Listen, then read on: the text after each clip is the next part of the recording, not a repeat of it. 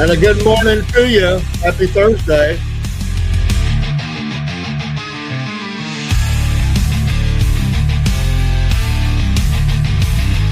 A little wet outside.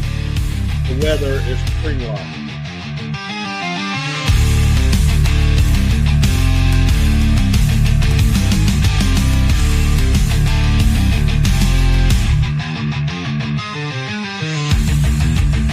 You're almost at the weekend, just a little bit longer.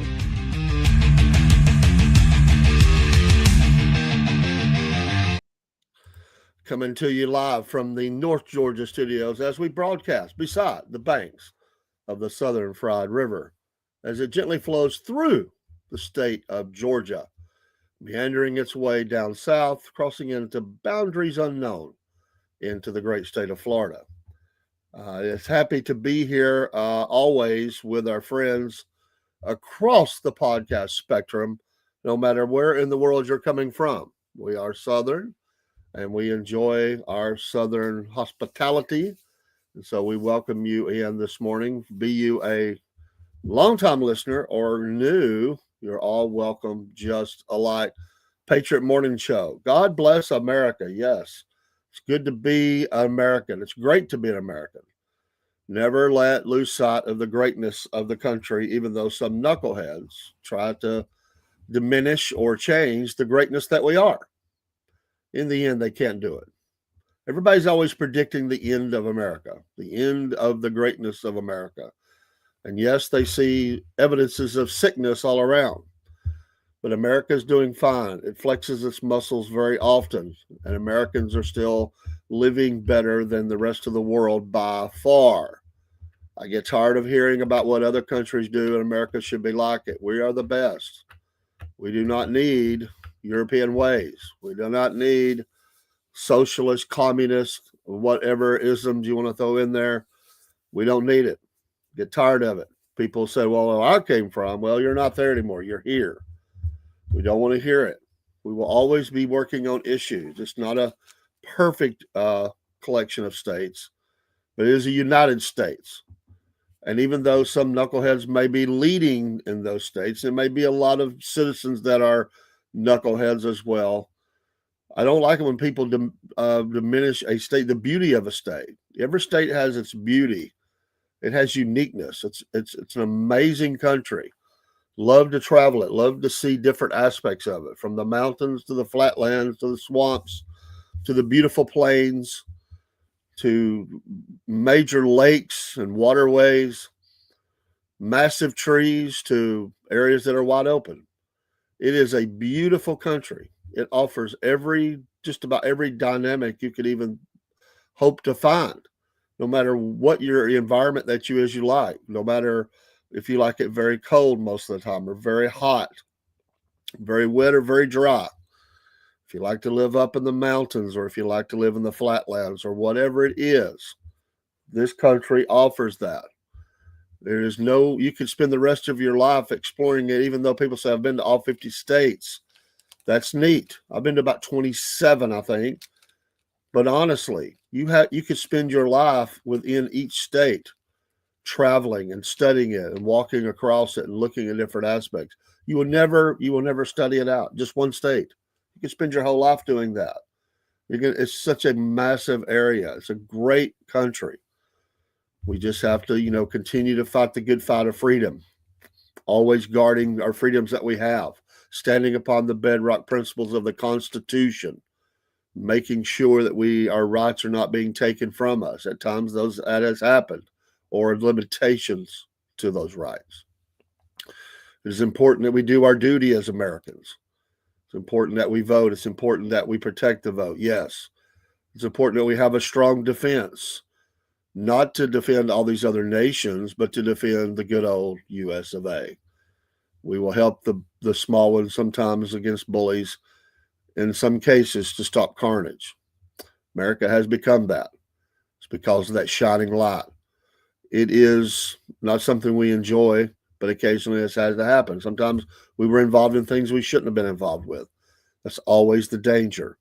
But we definitely should defend our own borders. We definitely should make sure that criminals are dealt with.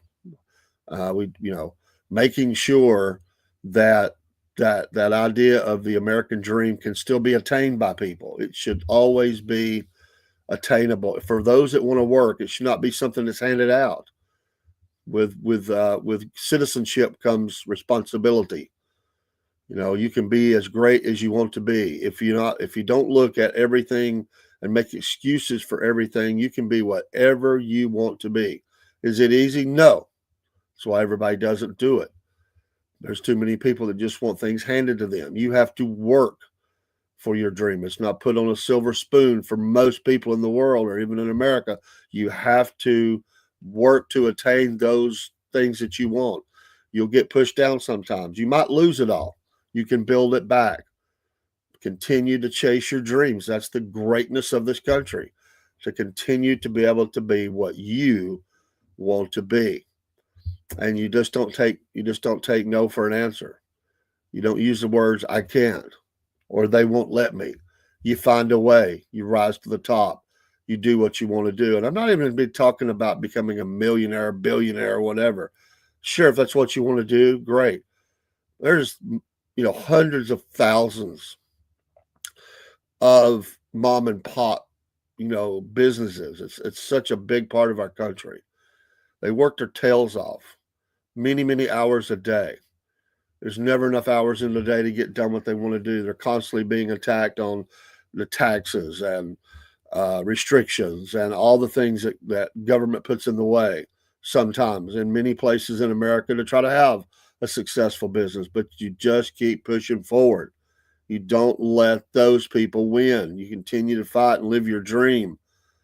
And it is a satisfaction that comes from doing something that you want to do. I've heard it said by people, I want to work for myself. I don't want to work for a boss. You always have a boss. There's always a boss. You always answer to somebody. If you're in small business, your boss is your customer. They either like what you have or they don't. You should listen to them. Amen. You should want to give. I mean, that's success. If you're selling something nobody wants, it's not going to be in business very long. You got to find that market, that thing that you have. And you got to continue to reinvent yourself with that. It takes a lot of work, a lot of courage, a lot of loss of sleep. A lot of times you don't get to go do what other people want to do, but you can do it.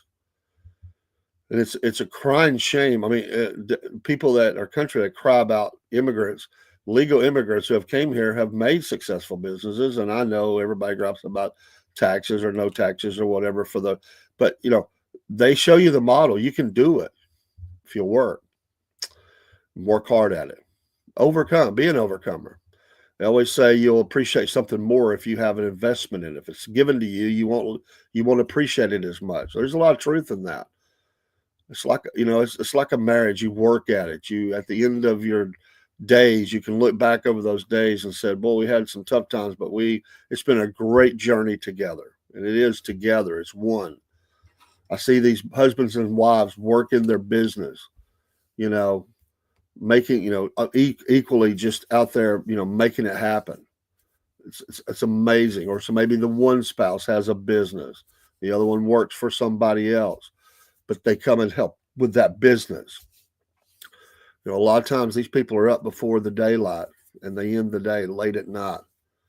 They work 70, 80 or plus hours a week trying to make this thing go. And then to see someone make it become a big success.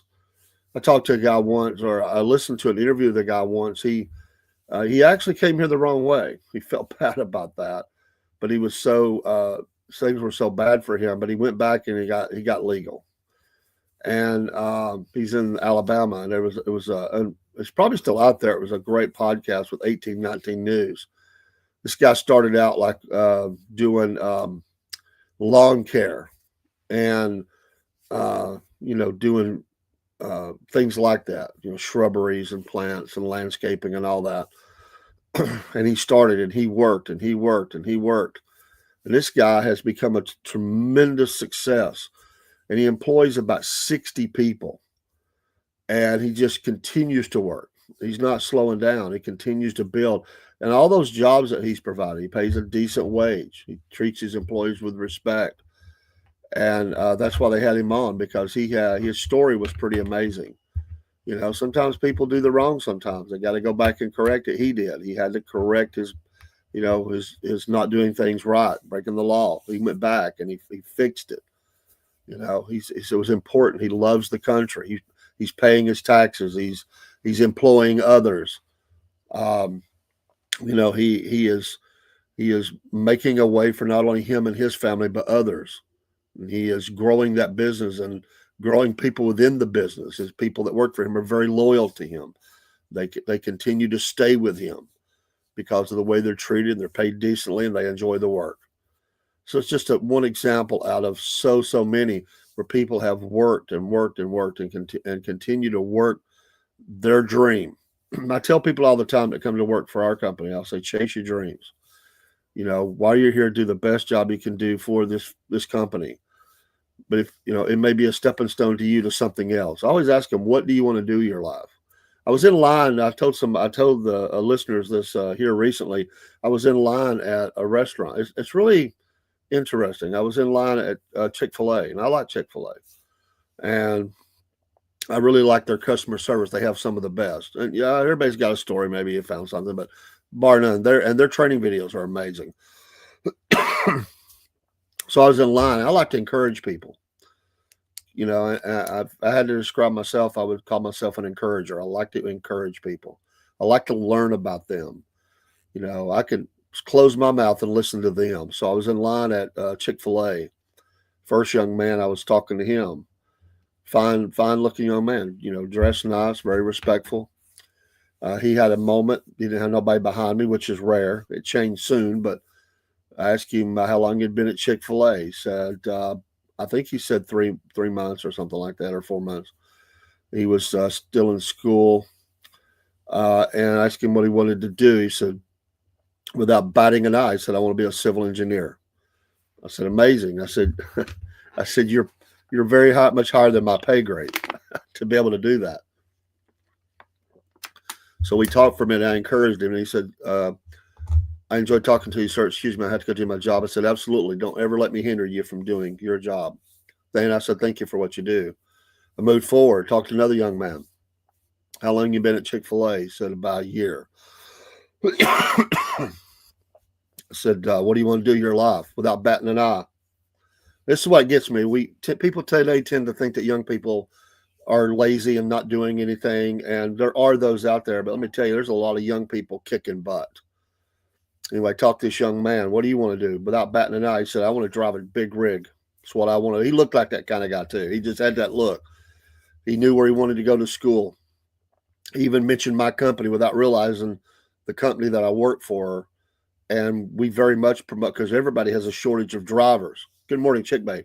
There's a shortage of drivers. So I said, listen, you can make really good money, because he had a plan. I like all these young people. They had plans. They were detailing stuff. Like he said, I want to work for a company. He mentioned my company. I want to work locally. He said, then when I get my feet kind of wet, kind of get settled in, really understand things more, knowing my job, knowing how to do things, which I respected all that. Then he said, I want to be long haul. I said, hey, listen, you can make $80,000 a year driving local. And I said, our company is always hiring drivers, and there's programs that will pay you to go to school and do that. And I said, if you're on the road, you can make over $100,000 a year driving a truck if you enjoy that type of thing. Again, very impressed with this young man. Good morning, broski.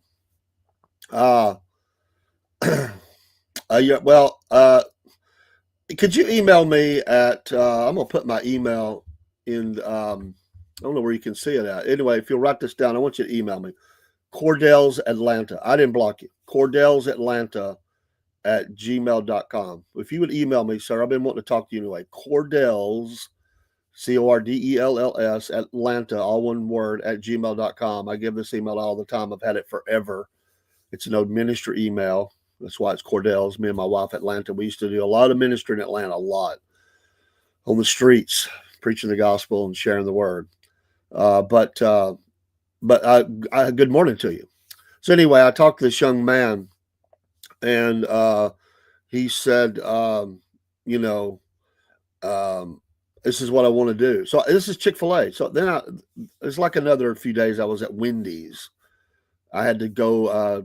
I was headed to election office actually, and I said I got to get something to eat on the way out. I was in a rush. I hate eating like that, but it is what it is. But I talked to the young lady, and her story was different. You know, she was 23, and she had worked for Wendy's for about 3 years. And I asked her if she wanted to, what she wanted to do. Her plans weren't as like she didn't have a plan. She said, I got some things I want to do, but Wendy's is good for now. And she was happy. And I said, hey, you know what? We need you here. If you weren't here, I couldn't do business. So, and it's hard to get good help. And so we see the bad. Sure, there's some bad out there, but there's a lot of young people that are taking advantage of the opportunities that are afforded them, and they're kicking butt. And we should applaud that and encourage them. And my wife was watching the CMA Awards last night, and I know people say this all the time. And one of the winners, and to me, it's gotten a little old. And she won the award, I think, for female entertainer or entertainer of the year or whatever. And I forget which one it was. I just was watching it because my wife had it on, and she said, "Yeah, for them young people sitting in their mama's basement eating Cheetos, quit trying to pit us women against each other." And da da da. It was kind of like a political statement. And I thought, you don't know anybody, you don't know any young person sitting in the basement eating Cheetos that's against you. That's totally made up. Are there people sitting in their mom's basement that are stupid and all they do is complain? Sure, totally made up, trying to get a pat on the back. Thought it was cute. And I was thinking, why tear down? Why not build up? Give a shout out to a young person who's kicking butt for their support for your career and stuff. That line did not sit well with me. But anyway, that's her business, not mine. She's very successful. She's worked her tail off. Absolutely. But I thought, where did that come from? I mean, what the heck is that? Chickbait, my Rumble doesn't work on my laptop browser sometimes. Yeah, I think all of them have issues sometimes. There has been times that I've had trouble with Rumble. They're still working out. I mean, they're growing so fast. I think sometimes they just, you outpace and they have growing pains. They're not the only one that has that, but they definitely have growing pains. And some things just don't work good on some things. We've got this one channel we're on. It's kind of small, but I love the channel. We don't pay for it. I think that's the reason probably I keep having to bounce things. But I used to use YouTube to post. Well, I used Facebook to post on there, and that didn't work real well. Then I used Rumble, and that didn't work real well. After a while, I used YouTube. That was working great. That don't work so well anymore. I've had to start posting our shows there off of X. So far, that's working, but it's still not my favorite. I think YouTube did the best on it. Anyway, we're not allowed to put the biggest videos there. So I just copy. There's a way to post it through the link, but it just doesn't work sometimes. So anyway, but good morning to all of you. I hope you're having a great Thursday. Folks in here from different things, some from Rumble, some from locals, some from YouTube, some from X, some from Facebook, whatever you're coming in. We got a handful in here, not a whole lot. Some from Instagram. I see you. God bless you. And again, this is my show on Thursdays, which is Patriot Morning Show. Not real political. I just like encouraging and talking about the great things of America. It's really not, I don't mind talking about something that's going on, but it's more about the greatness of America and all the things it offers us, for those that are willing to work, those or neat things that you've seen. I just joined because we're under Wolf Nation. We're gonna be doing a lot of outdoor stuff, especially with Paul and his wife, and they go do these experiences. I'm gonna do a few things, but they go all over the world, even and they got all these awesome things. But anyway, long story short, I joined a couple of Appalachian Trail groups. One is very local to me, and the other one is just it's for the trail itself, and it's way up and down. But anyway, I've been seeing all these posts of beautiful landscapes, waterfalls, places I've never been to, and it's awesome and amazing to see all of that. I get it. I get the thrill of walking back to an area or climbing to an area or descending to an area that that a lot of people don't go to, and you get to see, kind of out alone with nature and all that. You see those things. I mean, it looks better than the concrete jungle, right? But I enjoy that. And, it's good that people are getting out and enjoying the beauty of the country, the things it has to offer, whether that's on the water, under the water, on land, flat land, swamps, beaches, mountains, all the above and more, to enjoy those things. I think it's great when young people have this memory of their family taking them to lake whatever or mountain retreat, ski area or whatever, and they have this memory of their family taking them on these family vacations. I was listening to people that have immigrated to America. They started out their journey in some in Mexico, some in other places. A lot of people here make the mistake of everybody's from Mexico. That's not true. And I was listening to their story as they moved around the country when they first come in, kind of finding their place where they needed to be. And a lot of the stories were very similar. I heard several stories where they would travel across country to resettle in another area for work or whatever. A lot of times they were coming from California to here, but they would talk about there'd be in a van. They would the kid would. This is back in the day. We've all done it, or a lot of us have done it, and they would sit in like coolers in between the bucket seats or whatever. They would have like the cooler they sat on between their parents. They have vivid memories of doing that as a young person as they traveled across the country. Well, that's their experience, and it's learning the language. Some of them, they didn't speak English, so they've worked to learn that. How they felt, isolated. It was scary to them as young people. They were so excited to be here. It was just a great thing, and that should be what we have. And we hear people and they just trash the country all the time. And we should always attack issues. Yes, we should. I think it's a duty as an American. But some people just fall all over themselves to bash the United States for everything. Like there's nothing good here. Come on. And that's really going too far for me. I'm not going to do that. It's the best country on the face of the planet. We are so blessed to be here. And yeah, we got problems, but we got to work on them and we got to continue to fight. But to keep our rights and all that stuff. And I just I love America, and I have those memories. When I was a kid going to amusement parks, or we used to go camping a lot. Everybody go camping. My dad loved to camp. I mean, he worked a lot. My dad worked 2 jobs, and even sometimes when we go on vacation to camp, he would be finished with his one job, but he would work 2 or 3 days as security because he couldn't get as many days off. And so my dad from the campground is getting ready and going and doing a security job. I have great respect for that. It taught me the ethics of work. My dad taught me, to work hard, and that's all he ever did was work. I mean, and but he provided for us. And when I got older, and there were some financial hard times, layoffs, because he worked for a union shop, and sometimes they'd go on strike, and there were times that we had tough times. It made us closer. We appreciated everything we had. And when I became old enough, I was already cutting grass, before I was 16. I went to work at 15. I lied about my age to go to work. And it made me feel good to help my family. It made me feel good to say, hey, I got this bill. Dad, I can help you with that. Or just tell mom, hey, I'll here, you need some grocery money, or is there something I can pick up, or taking the family out to eat. Wasn't that, you ever did that? Didn't it make you feel good? This family that raised you, they brought you into this world, and they raised you, and they provided for you and protected you. And thank you, broski. And they did all that. Hey, your Bears are doing great, man. Kudos, man. I really thought that it would be a little bit of a struggle. That's a dang good team, man. They still got some line issues and stuff to work on, but I'm enjoying watching, excuse me, watching the Bears. We've been doing our predictions and stuff. I've been picking the Bears here lately. That's a pretty cool team, man. Pretty exciting. I like sports, so but yeah, to be able to help your family with something. And my dad got laid off one time, and we had bought this TV. It was the nicest TV we ever had. It was he sure has, man. Full respect.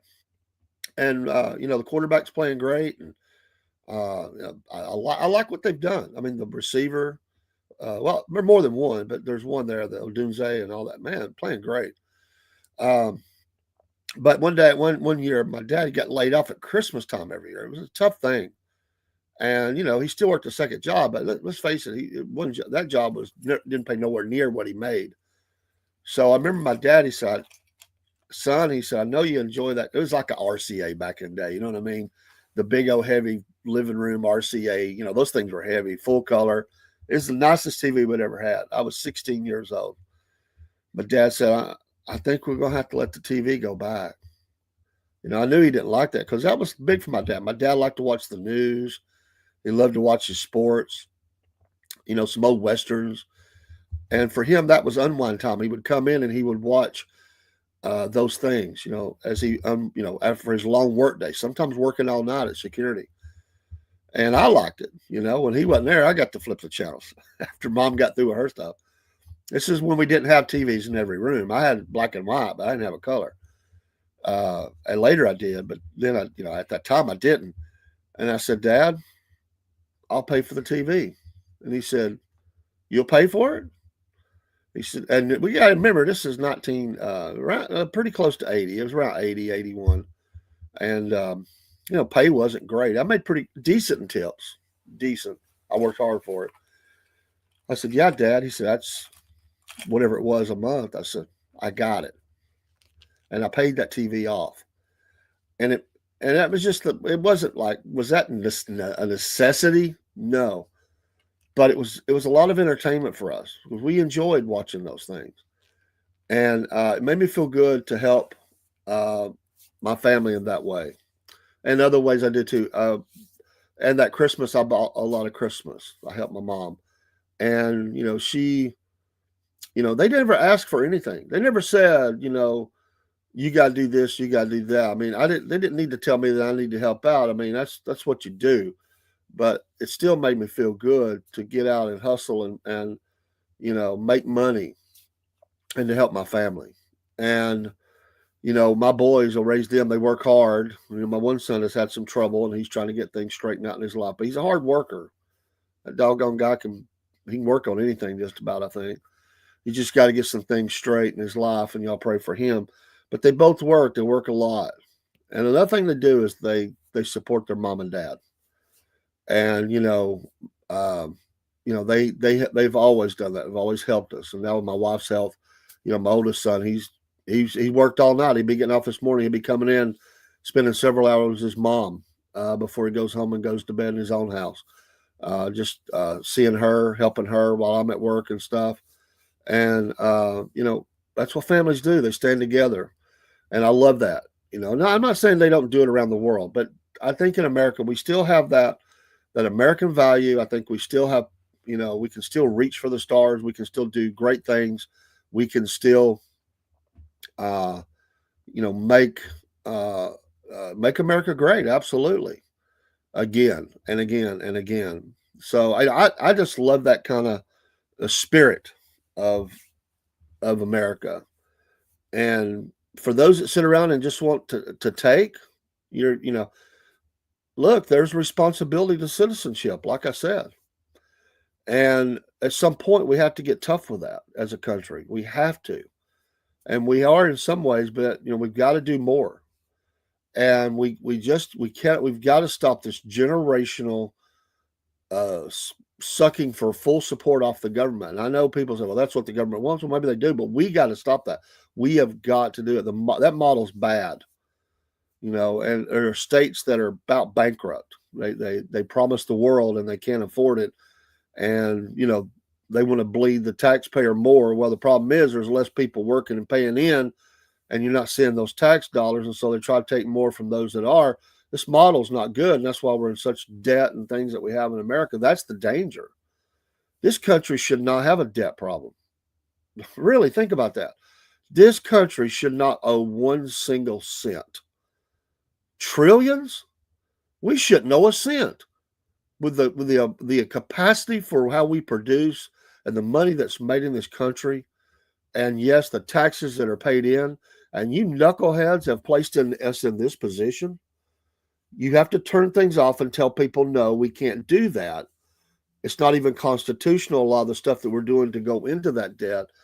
And we have to quit sending things around the world and imprisoning our taxpayers with the debt and the saddle that's going to be on our backs and already is, and breaking us down and stymieing productivity and, sales and everything, consumer confidence and the inflationary actions and all this stuff that's going on. We got to have a redo on that. We have got to get that straight. If we don't, the country is in trouble for that. We could see collapses. These people have got to get this straight.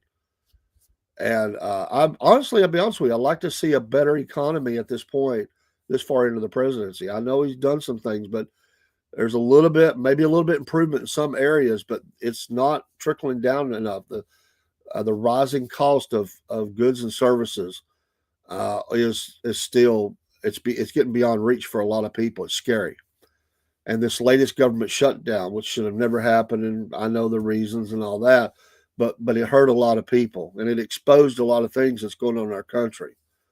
And and the numbers are staggering. People don't even think about the numbers of people that are on SNAP and how many people are on these welfare systems and food systems and whatever else, and the crazy chaos that could happen if those things are limited. And it was already starting to get very dangerous. I think there's already a shortage of food in our country.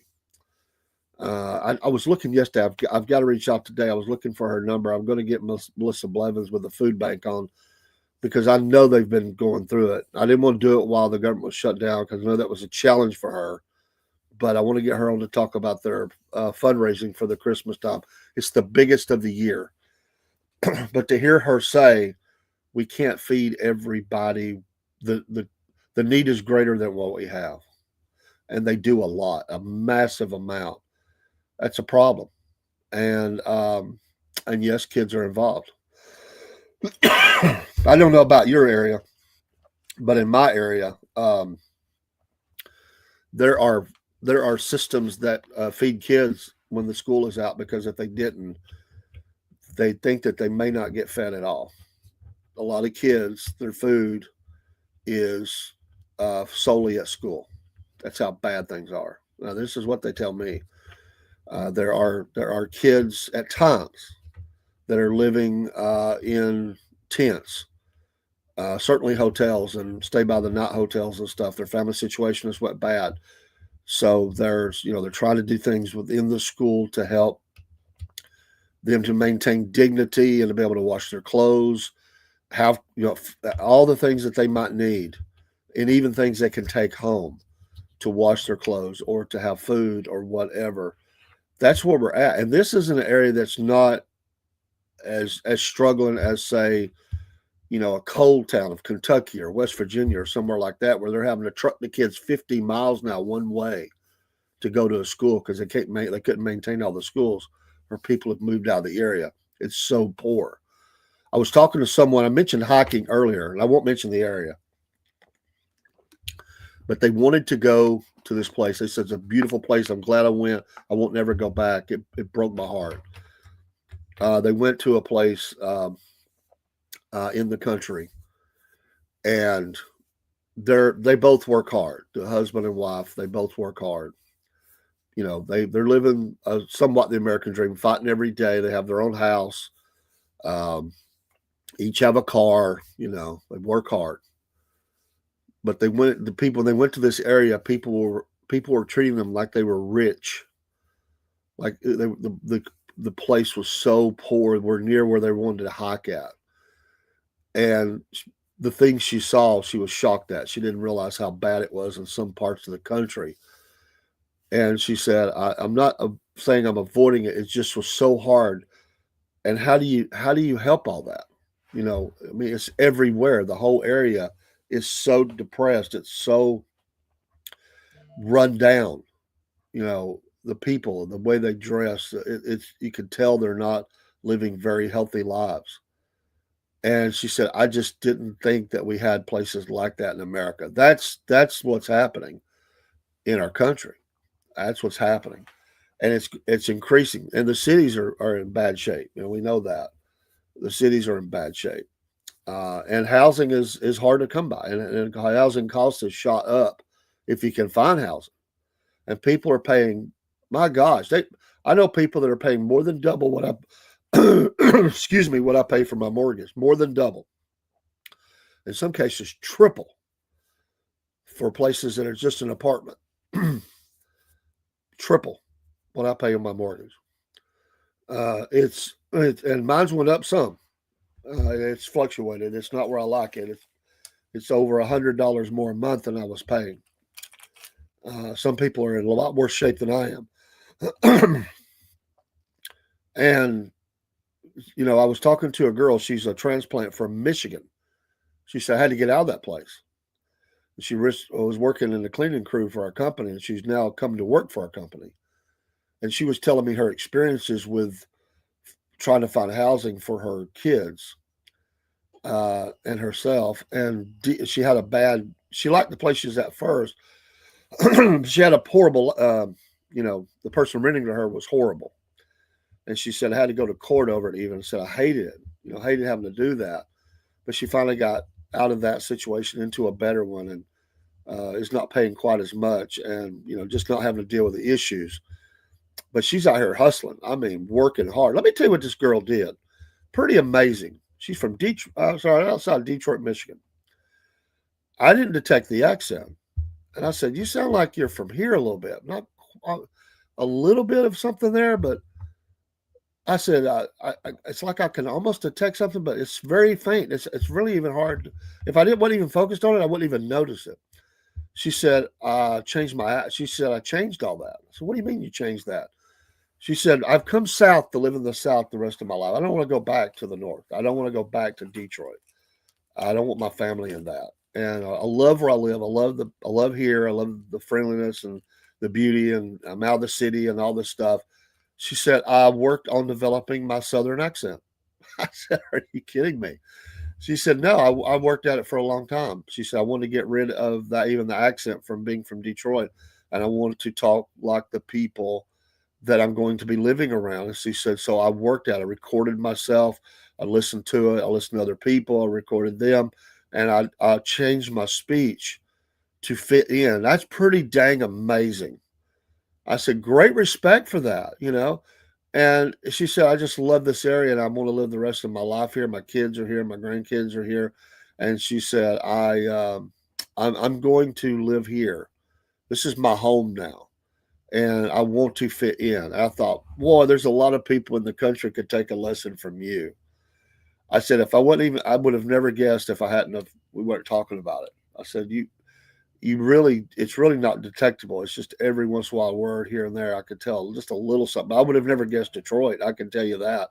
Pretty dang amazing. This young woman, she's got a grandkid, but she started young, so she's not real old or nothing.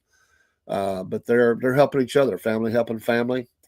Got out of the big city and is working hard every day. I remember her working her shift, then going into the next shift for overtime to make that money, to make ends meet. And she was telling me, things are so expensive, and I said it's so hard. But she said, I'll just keep working, and I keep doing, and we're okay. She had a smile on her face the whole time. Never once did I hear her mention anything bad about anybody or any place. The closest she came was to say, I just didn't want that, what was going on where I was living. I didn't want to be around that anymore. She didn't even trash the people that she just came south. And she said, I love where I'm at. And that's what I'm talking about. She's looking to the positive.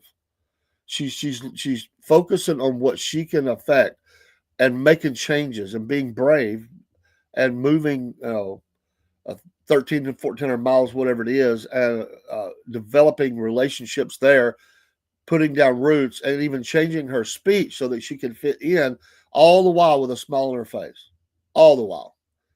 And it's just a joy to be around. I've actually asked her to come on the podcast at some point, and she's agreed. We just got to work out details.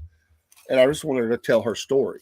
I think she's pretty dang amazing, and I'm encouraged by that. That motivates me when I see stuff like that. You know, I'll just say this. I'm about to get off here in a minute, get the kiddos to school, but in ministry, like let's say you're a teacher, it could be in church or even elsewhere, whatever. My goal when I taught was to always teach everything I knew the best I could. And with the hope that the person that I teach, in the end, they end up teaching me stuff because if I'm doing a good job of that and they're eager and they learn, we both grow on this because one, you learn while you study, you learn while you teach.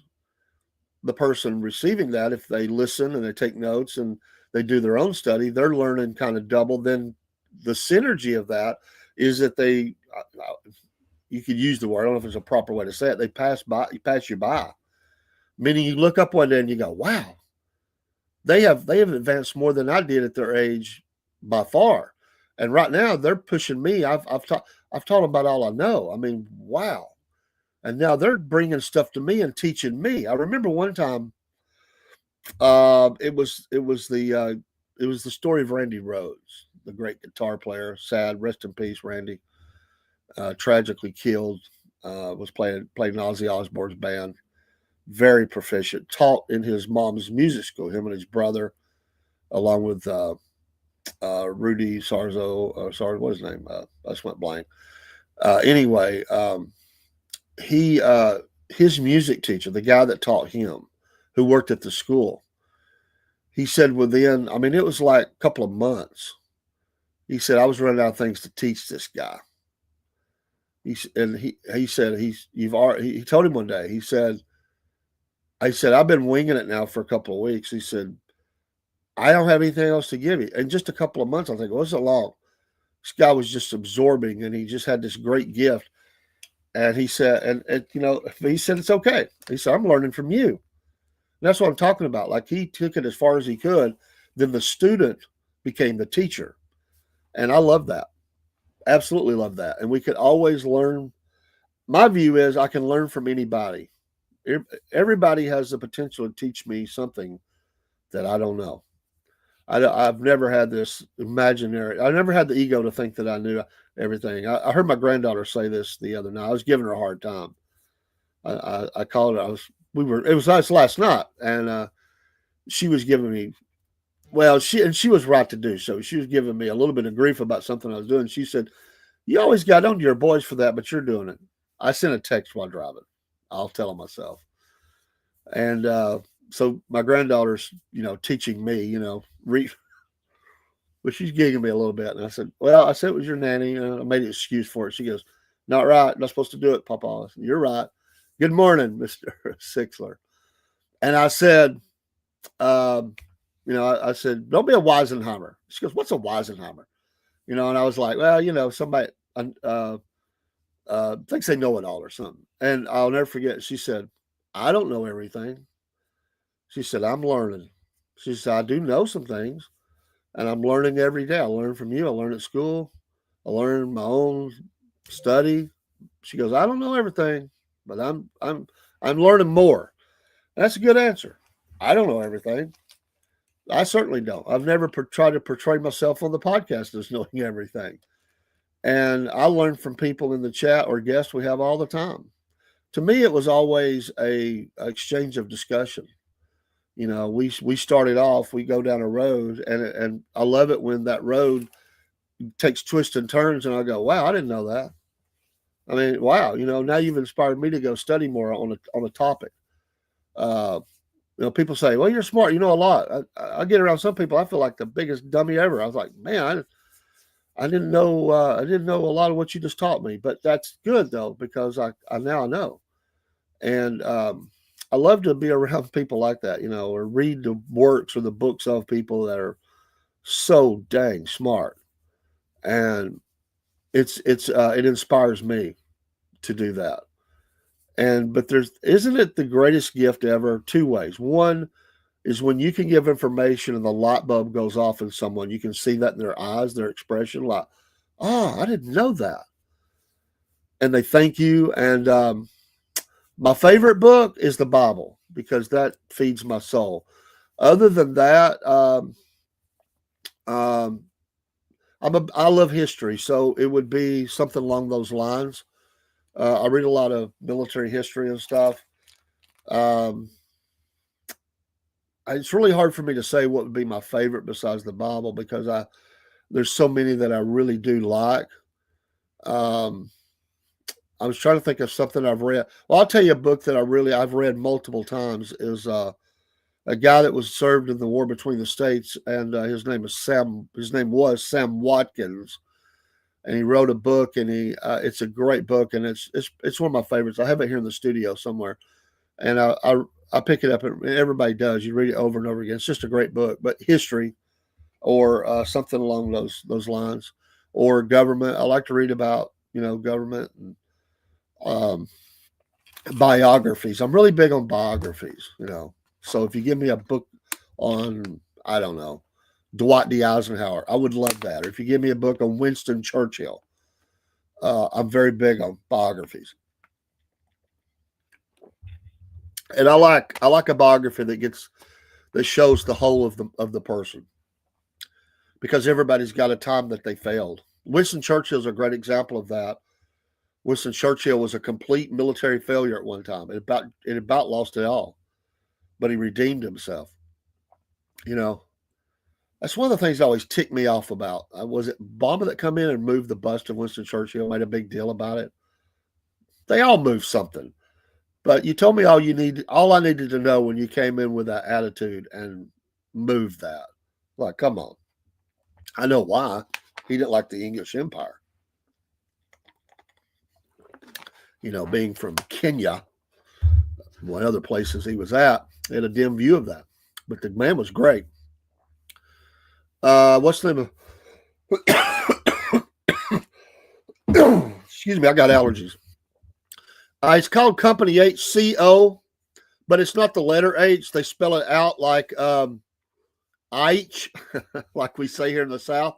So it's like AYTCH or something. H. Company H. There's a original volume. I wish I had it here to show you. You can get it in paperback. It won't cost much. It is a book of the war, and he was from outside of Columbia, Tennessee, and he fought all the way through to Atlanta and back up, and Nashville, Franklin, in North Carolina, and surrendered. He left his little town with 200 men, and only 7 lived through it and come back. He fought right through this area that I live in. And I was reading, actually on the history show, I read a portion of the chapter on Chickamauga that he wrote. And I'm going to get back into that. We're going to talk about John Bell Hood tonight or this afternoon in our history show. But I'm covering the Battle of Chickamauga. I guarantee you, he wrote that book about 20 years, 23. Well, it was right around 20, 25 years after the war. He had a bunch of kids running around. I will say it's a good 20 years. He had a very eloquent way of writing that Victorian area. So it's a little, but he will tell you he wrote it from a soldier's perspective. So it's not a book where he's going to give you flanking movements, and no, that's not his book. I think that's why I enjoy it so much. I like that other stuff, but he's just giving you a soldier's perspective, and he's got humor in it. There's sadness in it. I mean, it takes you on a journey. But when you get into the battles of Missionary Ridge and Chattanooga, in the section on Chickamauga, he will mention Lee and Gordon Mills. My company that I work for, the facility I'm at, is right in front of that. It's right on the old Federal Road. So he was here for these battles. He was at the Battle of Chickamauga, and in fact, I did a tour with a guy. There's a guy that's still allowed to be buried on the battlefield named John Ingraham, and that he was. There's some things we don't know about him, but they used to be owned by the Reed family, and Reed's Bridge Road, which is where the battle kind of kicked off with Forrest Cavalry. The Reed family still owns property over there, but it's called Reed's Bridge Road. But later on, the government bought more of the battlefield back from the Reed family. He was allowed to stay buried there. They owned that property at the time of the war. It is believed he was a cousin of some kind, I think is what I remember.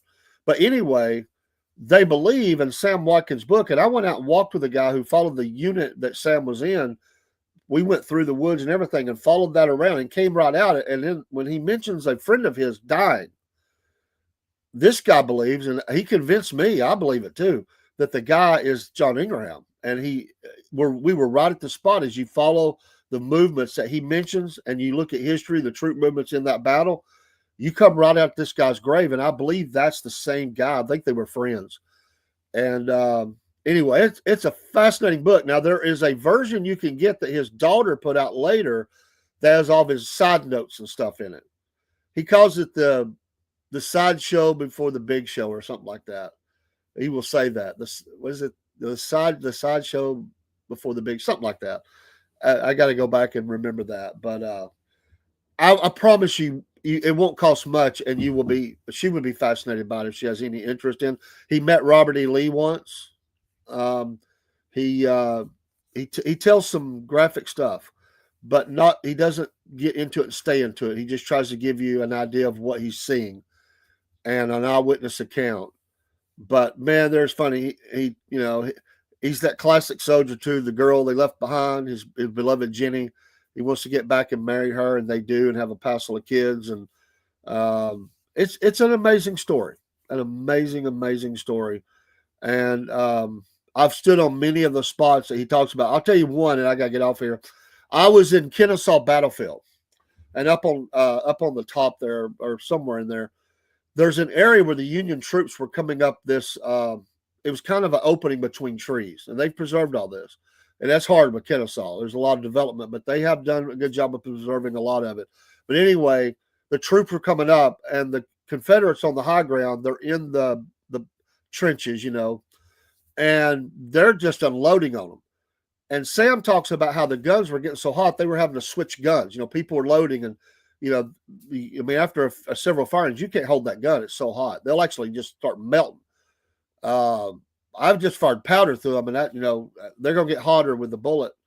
And I'll tell you, they'll burn your hands up. Just the powder out of them after a few. You got to be real careful. But anyway, they talked about how the bodies were stacking up. They just kept sending them, and they were like wishing they would stop. The carnage was bad.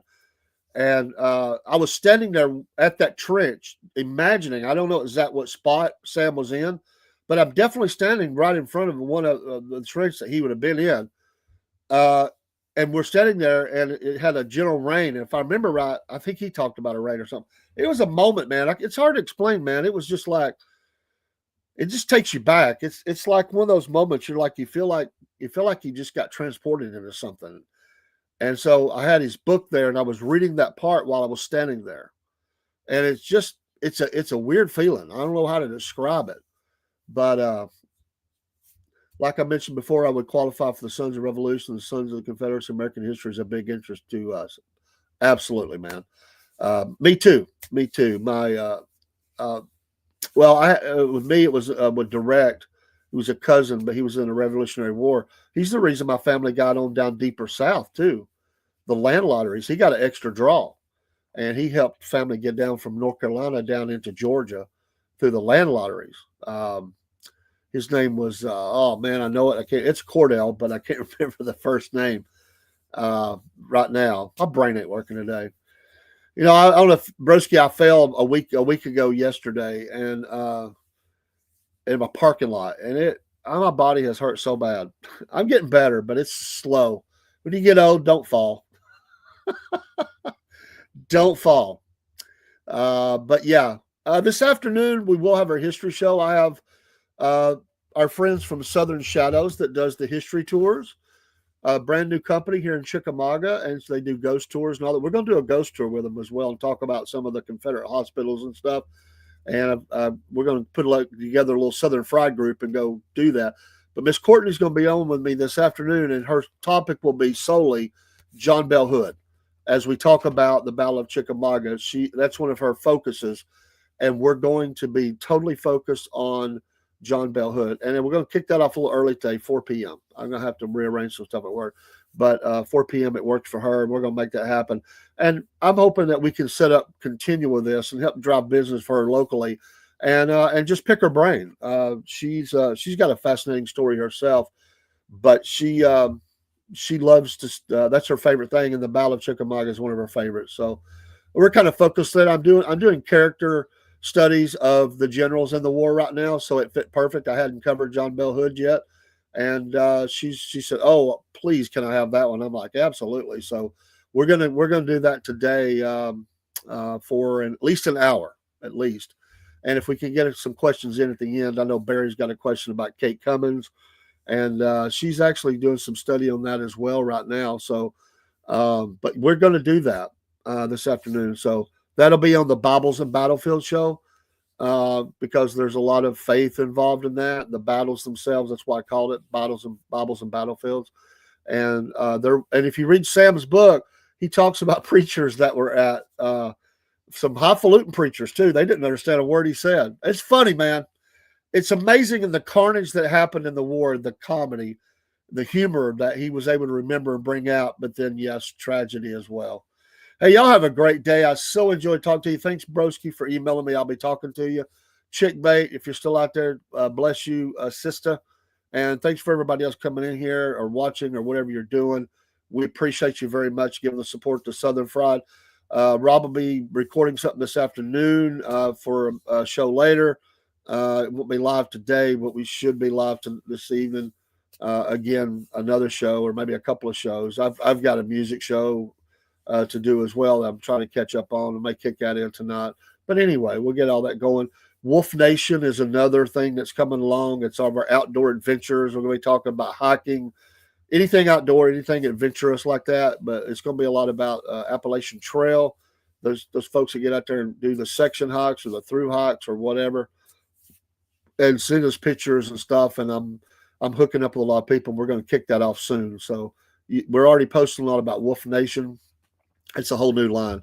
It's just going to encompass the outdoor aspect. But have a great day. God bless. And God bless America, as I said. It's great to be an American. Absolutely. And get out there and enjoy America today. Don't let the naysayers take you down. God bless this great land. We salute you. We salute America. Take care.